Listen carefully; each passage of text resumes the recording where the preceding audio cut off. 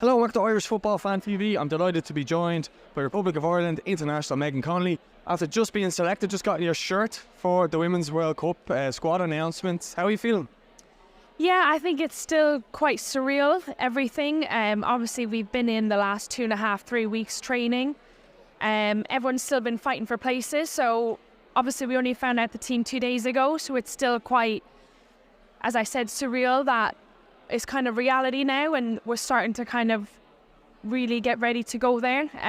But yeah, it's just the greatest honour, and I think it'll start to feel real once we get there and get on that plane and land in Australia and really see what we've got ourselves into. One of the biggest tournaments in the world. I think everyone is just really excited and ready to be there now.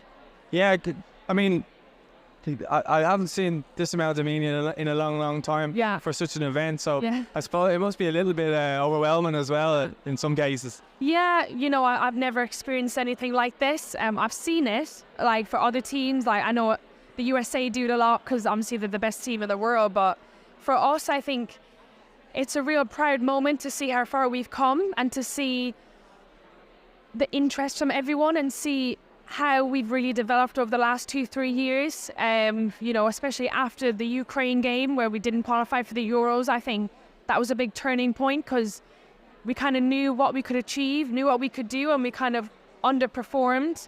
And I think this campaign was the big emphasis, is what we wanted. Although how difficult it seemed in our group, I think we all believed we could do something, and I think Sky, the sponsors, have been absolutely amazing to really make us visible and to help everyone get behind us. And days like this is really proud moment because it shows how far we've come. And yeah, I'm really grateful that everyone has turned out to really kind of support us. Yeah, you spoke there about the campaign and how brilliant that was. Obviously, we know about the playoff, but I suppose what are your kind of standout moments from the campaign itself? We all know there's Amber's penalty and maybe Katie's Sweden goal, but what are, from your own point of view? You can include them if you want, no problem. Yeah, no, I think one of the first moments would have been the Finland away game. Obviously, Courtney said that, yeah. Yeah, obviously we kind of knew how big that game was. We didn't want to put too much emphasis on it, but I think when we had lost to Sweden, we kind of knew, right, we need to get results from Finland and try to get another result against Sweden. And getting that early goal 10 minutes in, I think there was a massive crowd there and it was so loud. And I think once that first goal went in, the crowd went silent. And I think, I don't know, we kind of felt we could do something. You know, I don't think Finland had the best game. And I think we were so ready to go and we were so ready.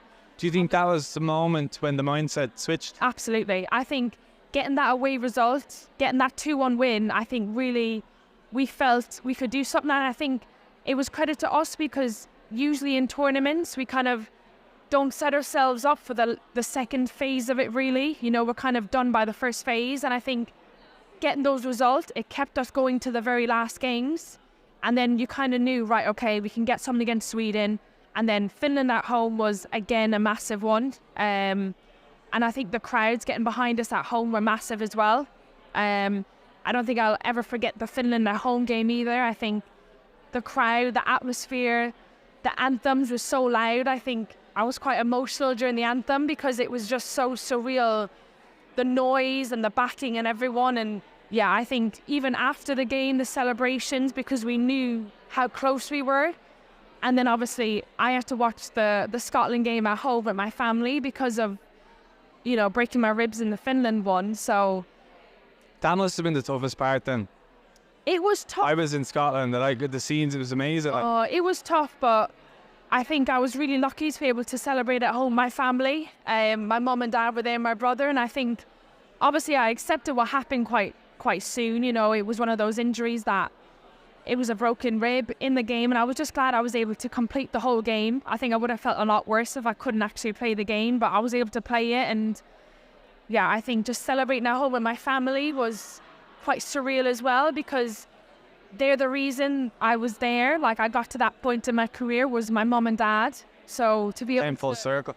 To be able to be at home and celebrate with them was like just absolutely amazing. And then obviously my dad was cheering and shouting, they were crying. And I think for me, yes, obviously I would have loved to have been in Scotland, but I think being there with my parents, like, I'll never forget that either.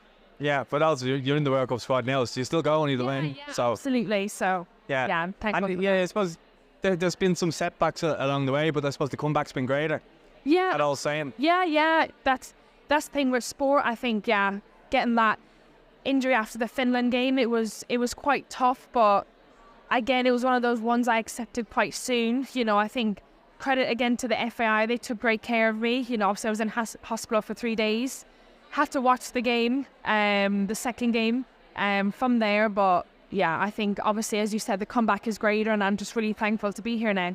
Yeah, talk to me. Like, everything has just grown. Yeah. I'd say the last 4 years mainly, everything's just seemed like the attention, the media, the crowds, everything. Going to be playing the Aviva after the World Cup. There's a huge amount of people going over. I'm sure you've got family going over. The whole lot. Even I saw you recently put up a piece of art around the corner from your house. Yeah. Or where you live, sorry. It's still quite surreal, all of it. Like, sometimes you kind of have to step back and really kind of see that, like, you're part of this. Embracing it, yeah. Yeah, obviously the thing at home was amazing to see. Like, I only live 2 minutes from it. But just, everything, like I was only saying earlier, some, like, of my family members, like, they're, like, my cousins and nieces and nephews are, like, in awe of me and obsessed with me. And I'm like, really? Like, it's just kind of like, you don't realize what you're doing until things like this happen. And, you know, obviously you have such amazing support. You don't realize until certain things happen and you step back and you think, wow, like, we've done this, we've achieved this with all the support of the sponsors, all the support of the FAI. And it's kind of like a full circle. You know, it's been a tough few years, like, on the pitch and off the pitch, you know, in the FAI with everything, and obviously as a team underachieving in previous tournaments. I think this one just felt right, and I think we put everything into this, and every player stepped up, and what we have now, everyone has earned and everyone deserves. And as I said, I think the whole thing is still quite surreal, what we're achieving. Like, even last night at the Sky event, like, Gavin James was there to perform. You had, like, everything was there for us, and sometimes you realize, like, it's just hard to believe that people are doing all of this for us, but it's just such a proud moment to be a part of this team and to just embrace it all. Yeah, well, it's been well deserved, so you should embrace it all, and you definitely played your part along the way. So, if I'm not mistaken, it was your ball for Lily Agg's goal, the header. So, yeah, and it was your ball for Claire the other night as well. Yes. So, dead ball specialist, that he said on Instagram.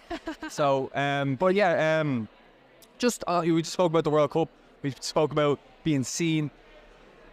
Potentially, there could be a World Cup moment for you in Australia. But you growing up as a kid, what are your kind of favourite World Cup, or it could probably be Euros as well, but your favourite tournament moments? It could be Ireland, or it could be whoever. That kind of, you went, that's my moment. For me, it was Zidane in '98. So, to be fair, I do remember when the USA actually won the World Cup in 2015. I think it was right. Was that in Canada?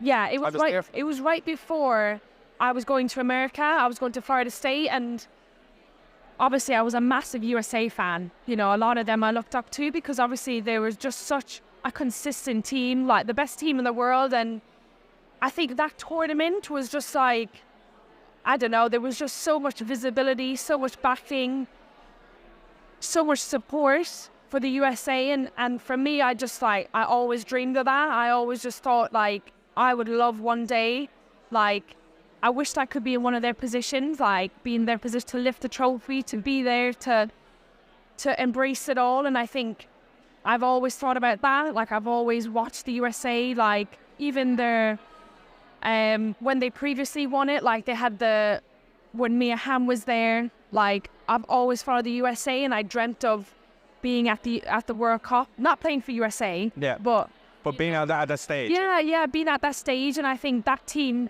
I always follow them because I thought I want to be there. Like, that is where I want to be, and obviously, hopefully, that is where I'm going to be in 2 weeks. So it's just like, it's just amazing to talk about it, and to be about to live it is just like, as I said, it's still quite surreal, everything. Yeah.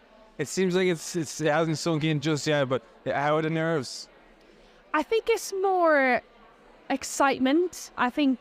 Well, you can have exciting nerves. Yeah, it's not a bad Oh thing. my God, I'm always nervous before games, but it's kind of like I trust the team so much. I know what we can do, but it's kind of like, as you said, excited nerves. Like, you just want to be there already. You want to be there. You want to be at the first game already because, you know, it's been built up to be such an amazing atmosphere, but you just, obviously, you want to just get the football done. You want to get playing Australia.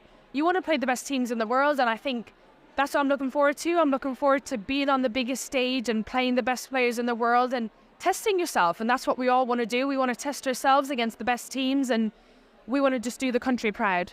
Absolutely. Well, I can see and sense the excitement from you. I'm not going to keep you any longer. Thanks so much for your time. Thank you. Best of luck against us, or over in Australia and against Australia. And I'll see you over there. Thank you. Thank you. Cheers.